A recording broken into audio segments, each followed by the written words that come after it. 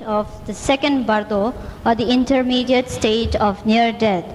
Now, enlightenment or realization at this stage of bardo depends upon three types of how the practitioner is, or the level that this practitioner has achieved. If the practitioner is a very good meditator and a good practitioner, at this stage he can obtain realization by concentrating on the essence or the nature of the clear light practice. But the concentration must be very strong and accurate. Now, for example,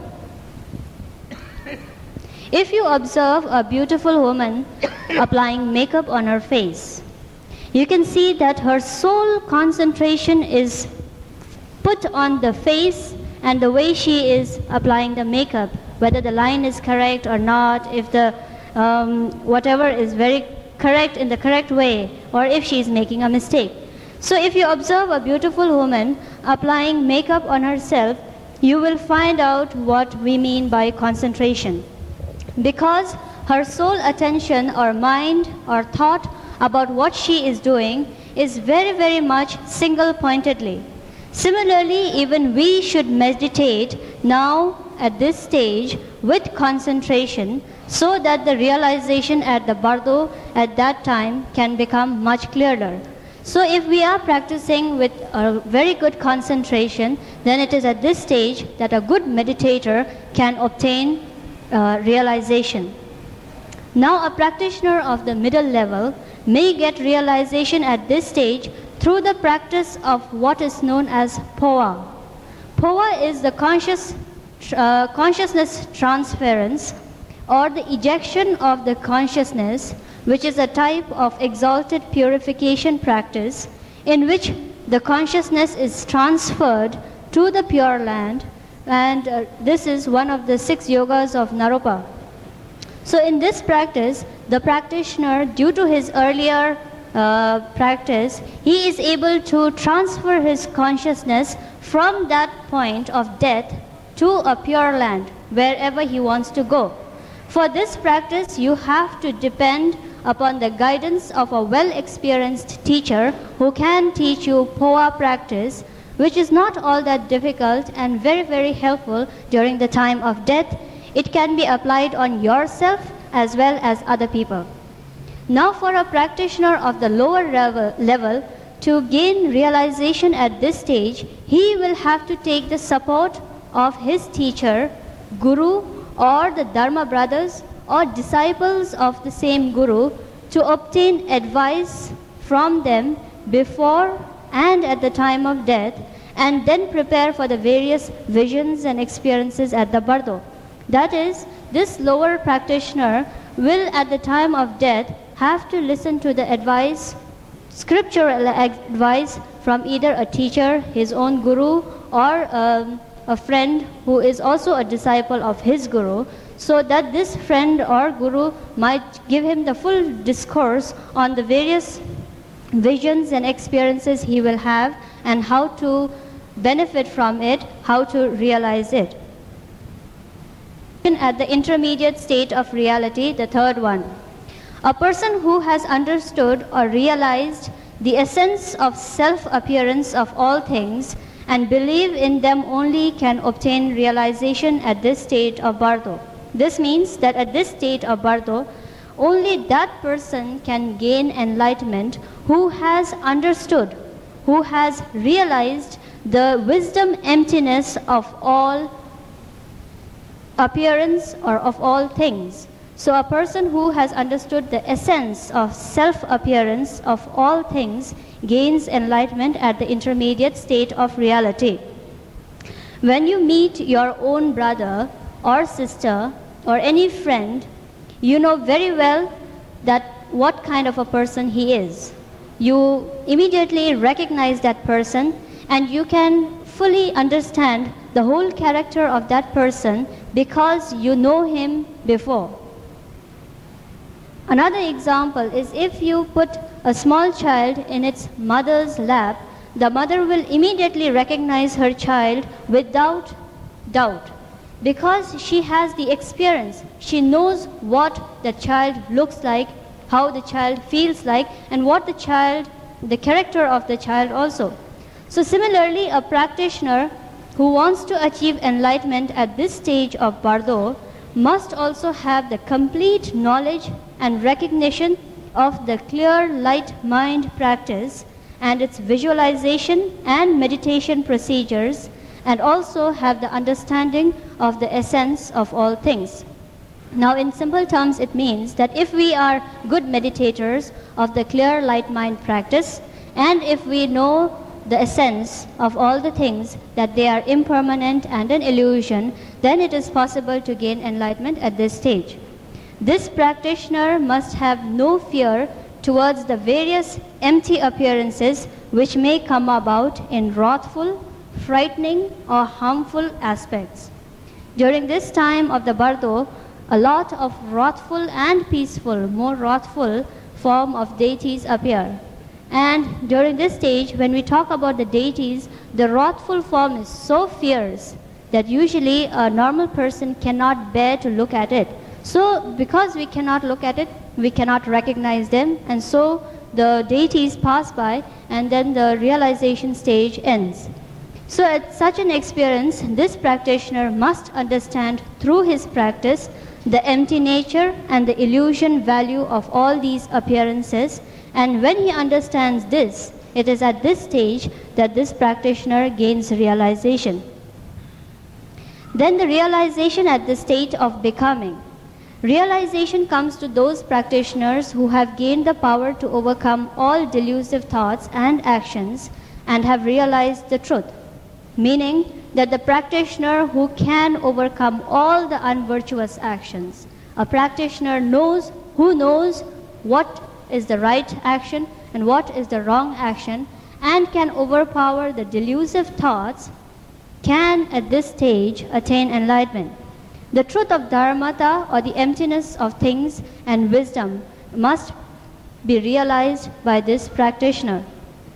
Realization at this stage of the practitioner then transforms the practitioner's form or body into Nirmanakaya, or the incarnate body of the Buddha.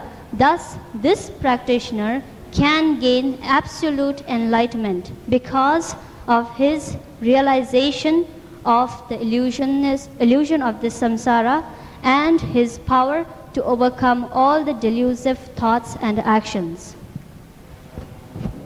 就講到第二個中音呢，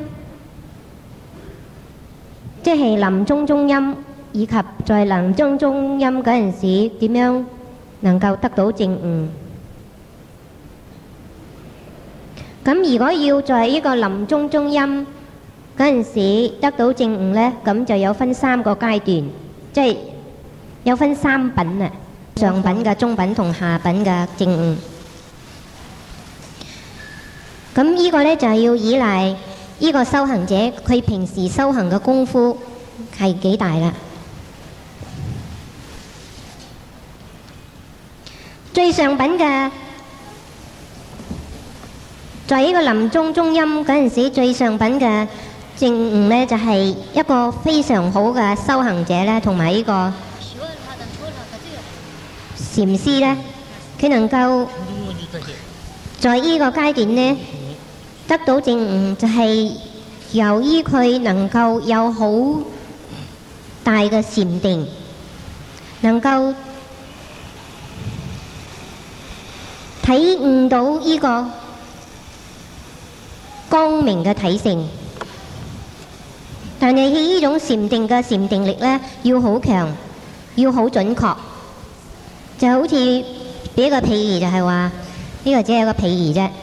即係話，如果你注意一個女人佢化妝嗰陣時，或者係畫個眼啊嗰陣時咧，你睇佢幾集中精神，佢專一於一個地方咧，專一於一個對象一個景象咧，就專心一意就喺嗰度化妝。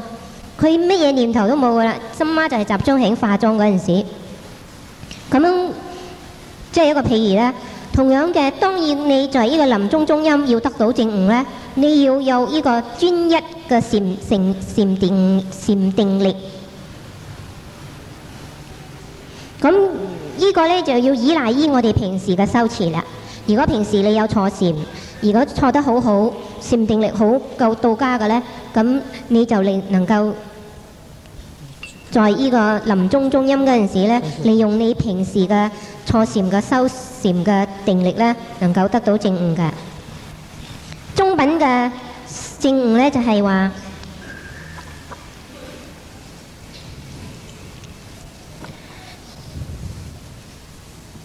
用一個中品嘅方法嚟得到正悟呢，就係話一個修行人呢，佢平時有修持呢個破蛙法。破蛙呢，即係話能夠將我哋嘅意識、我哋嘅心識呢，轉移去另外一個地方嘅，即係話能夠將我哋呢個意識、呢個心識呢，射出去呢個淨土說。呢個就係那魯巴嘅六成就法之一。但係呢個破蛙法呢，要能夠在生平嗰陣時修到好熟悉咗啦。以及呢，你平時修呢個破蛙法嗰陣時呢，一定要有一個好經驗嘅上師指導你先得。咁呢個中品嘅清淨，即係在臨終中陰嗰陣時，以呢個中品嘅方法呢，能夠將我哋嘅色移轉去呢個淨土。而呢個下品嘅就係講呢個修行人呢，佢即係話唔係上品嘅修行人，即係話喺修持呢，唔係話好有功夫。咁佢就一定需要依靠一個上師啦，或者係佢嘅親近嘅師兄，或者係佢同一個上師嘅師兄弟呢，從佢嗰時呢，當佢臨終嗰陣時呢，依靠個上師或者係佢啲師兄弟呢，嚟解釋俾你聽呢個中陰嘅境界。咁第三個中陰就係呢個法性中陰，以及在法性中陰得到正悟嘅解釋呢，就係話呢個能夠如果要在呢個法性中陰得到正悟呢，首先一個人呢，在平時呢，一定要有修持到佢能夠正悟到呢個世間一切呢，佢哋嘅體性。如果你平時冇呢個即係能夠正知世間一切嘢嘅空性呢，咁唔好艱難在呢個法性中陰嗰陣時得到正悟嘅。及在法性中陰期間，你要得到正悟呢，咁就要靠你平時有冇修持而認識到呢個法性中陰期間所生出嘅呢個光明嘅境界。咁樣點樣講認識呢？即係我俾一個譬如，當你遇到你嘅兄弟或者係姊妹或者係任何一個朋友，咁樣你好自然嘅你就識得佢嘅，以及知道你嘅兄弟姊妹或者你朋友嘅性格等等，或者係因為平時你已經識咗佢，所以你先知道，或者係你將一個細佬哥呢放在佢媽媽嘅懷抱入邊呢。咁佢媽媽一睇到呢個就知道呢個係我個仔嚟嘅，冇懷疑嘅，因為係本身佢個仔，佢識咗佢已經知道咗，所以佢認識咗，就唔會起任何嘅懷疑。咁同樣嘅，當我哋進入呢個法性中陰嘅期間呢，我哋一定要一種知道呢個光明心嘅知識，以及能夠認識到呢個光明心，以及知道點樣觀想。同埋住於呢個光明心嘅禪定中，以及能夠知道一切嘢嘅諸法嘅體性啦。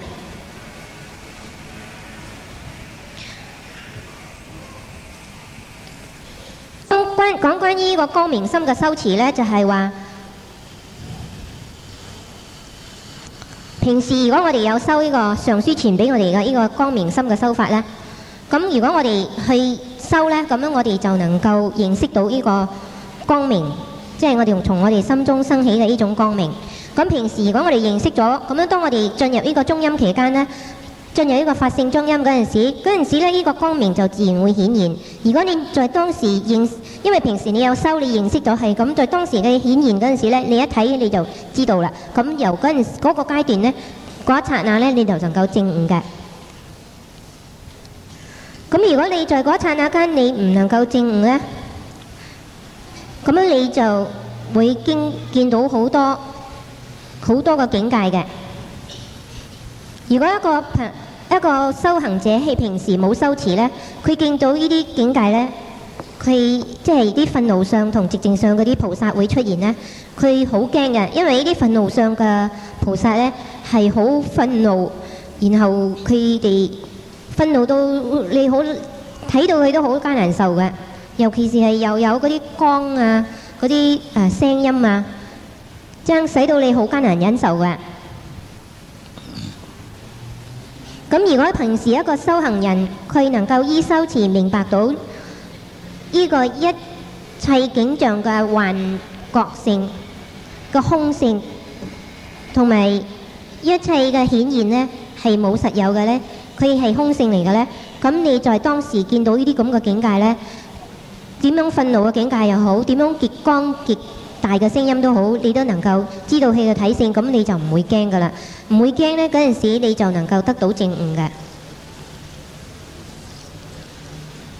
係講關於呢個第四個主要嘅中陰，叫做投生中陰嗰陣時，以及點樣在嗰陣時得到證悟。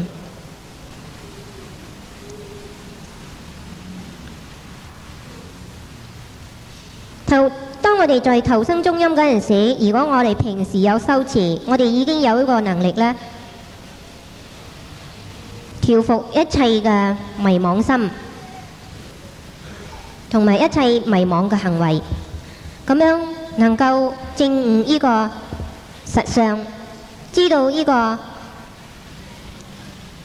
佛法嘅真義嘅聖義諦，以及一切諸法佢嘅空性，能夠證得到呢啲智慧，能夠了解呢一切呢，咁樣我哋就能夠在呢個投生中陰嗰陣時呢，應化為即係由呢個投生中陰嘅身呢，轉化為一個應化身，而能夠在嗰陣時呢證得到證悟。Now this was the detailed explanation of the essence of Bardo, the meaning of Bardo, and the 6 different Bardos and their realization.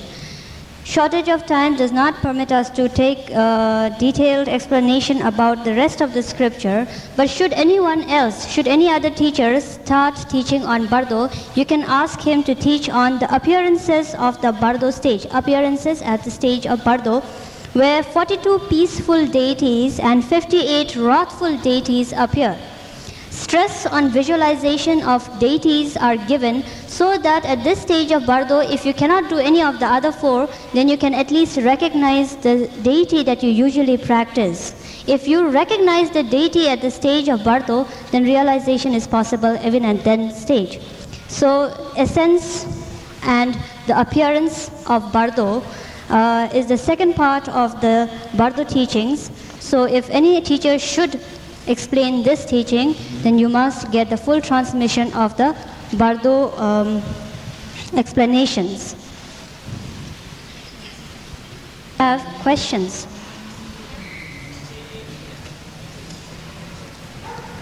If there are any doubts or questions, you can bring them in a piece of paper and you can even ask tomorrow. Usually the audience or the listeners for the Bardo teaching is considerably less. But the response that we have from Malaysia has been very, very encouraging, and we thank you all for attending this Bardo discourse and from His Holiness's side and from us all, we hope that you will think about these Bardo stages which will appear, which we have to experience. And so any benefit that we can have from this teaching or benefit you or anyone else will be a very big Bodhisattva's practice. Those of you who have managed to get the copies of 37 practices of the Bodhisattva are now under the vow of the Bodhisattva to make at least 2 copies and distribute it. Please share the merits. 份呢個37個菩薩行嘅呢個英文嘅翻譯本呢，佢話請你哋發呢個菩提心，修呢個菩薩行呢，話唔該你哋每一個人呢，最低限度呢印2份出嚟，就將佢呢布施俾你嘅朋友。To really get this copy of this translation, may give me your names and your address, and as much as I can, I'll try to mail it to you by book post. You can get copies of this translation from Mr. and Mrs. Mokvoon, from Mr. and Mrs. Yap, and Mr. and Mrs. Hall. Lalin Sodima, the 37 practices of the Bodhisattvas, written by Ngulchun Jelse Thome Zangpo, one of the greatest teachers of the Mahayana tradition, today translated into simple terms by Khenpo Gyurme Chovel of Tibet, with supplications to his own Guru and to Avalokiteshvara and all the Buddhas and Bodhisattvas. May the benefit that we attain through this teaching course be towards all the beings, one and all, to those who are suffering within the 6 realms. To go through the past 28 practices of the Bodhisattvas, just to repeat the names for those people who have not joined us. The first one after the supplication was to meditate day and night. Second, to renounce one's homeland. Then to remain in an isolated for practice. Fourth, to renounce this life and attachment towards wealth. Fifth, to abandon harmful friends. Sixth, to rely on the excellent spiritual friend.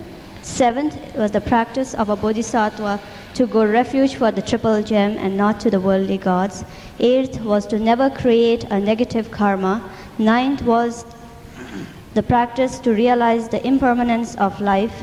10th was the generation of an altruistic mind of enlightenment.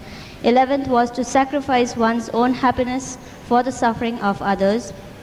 12th was to dedicate one's body, wealth, and the 3-time virtues to all the sentient beings. 13th was the importance on practicing compassion towards the people who speak ill about you.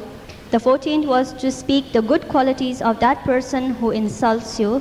15th was to bow humbly to that person and give respect to the person who hurts you. 16th was to show greater kindness like that of a mother to a son to your worst enemy. 17th was to respect a person even lower to you in status, birth, or in wealth. 18th was to practice patience, even if you are suffering. 19th was to practice without pride, even if you are of a high status or high learned person.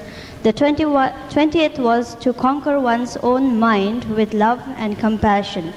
The 21st practice of the Bodhisattva was to abandon all objects that generate desire towards them. The 22nd was to make a mental distinction between objects and subjects. The 23rd was to renounce attachment when meeting with pleasant objects. 24th was to realize the illusion of all the things and not to suffer or get depressed while meeting with unfavorable conditions. 25th started with the 6 paramita practice, with first giving away dana without expectations. The 26th was the paramita of morality. The 27th was the practice of a bodhisattva, stressing on the paramita of patience.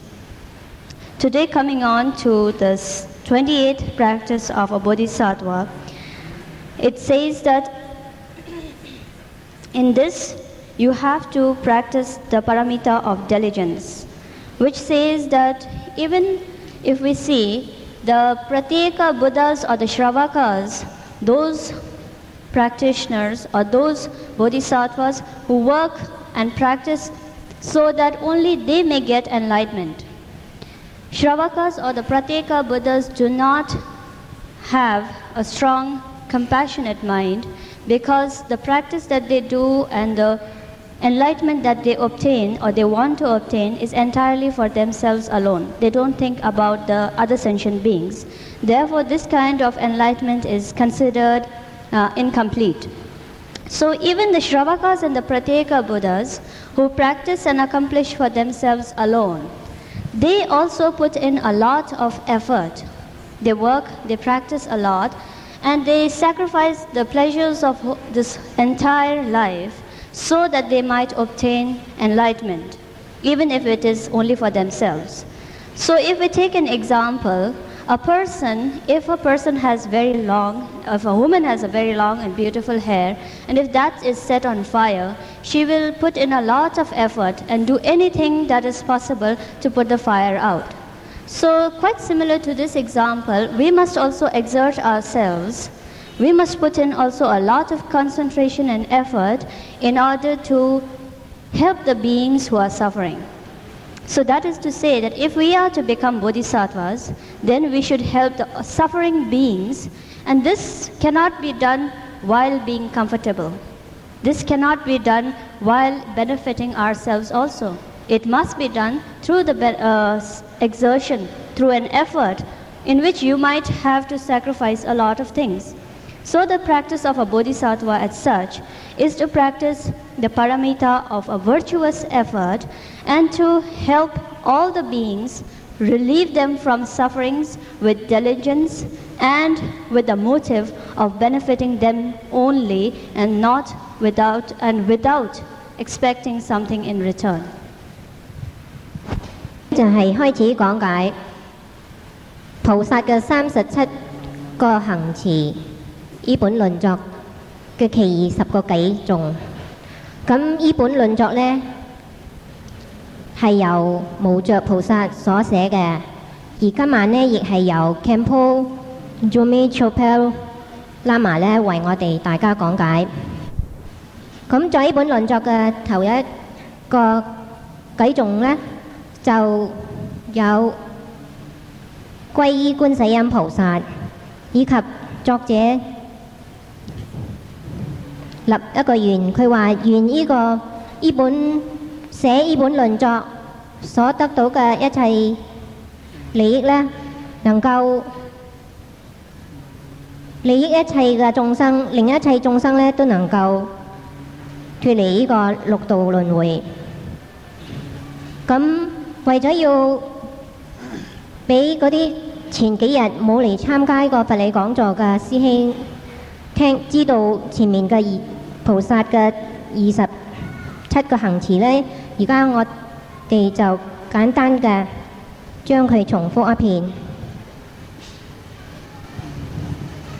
菩薩第一個行持就係教導我哋要日夜用功於聞思修三位，要放棄遠離家鄉，以及唔好執着住呢個家鄉為實有呢，係菩薩嘅第二個行持。要依止住於一個幽靜嘅地方，係菩薩第三個行持。我哋唔執着呢一世嘅受用呢，係菩薩第四個行持。要遠離一切能夠誤導我哋嘅惡嘅朋友，係菩薩嘅第五個行持。要依止於以及重視一位善知識，係菩薩嘅第六個行持。菩薩第七個行持係教導我哋要歸依三寶，即係佛法僧三寶為我哋真正究竟嘅歸依處。菩薩第八個行持呢，就教導我哋要行善啊，即係話如果我哋生命受到危險嘅時候呢，我哋都永不作惡業嘅。菩薩第九個行持就係教導我哋要去尋求呢個佛個果位嘅解脫，要觀一切眾生為我哋嘅為我哋嘅母親，而對佢哋生起菩提心呢，就係菩薩嘅第10個行持。能夠真正嘅將自己嘅快樂交換於他人之痛苦呢，係菩薩嘅第11個行持。菩薩第12個行持就係話，如果我哋遇到一個人傷害或者係搶劫我哋嘅財物呢，傷害我哋嘅生命或者係搶劫我哋嘅財物，我哋能夠不生嗔恨心，而將我哋嘅財富、我哋嘅身體以及三世嘅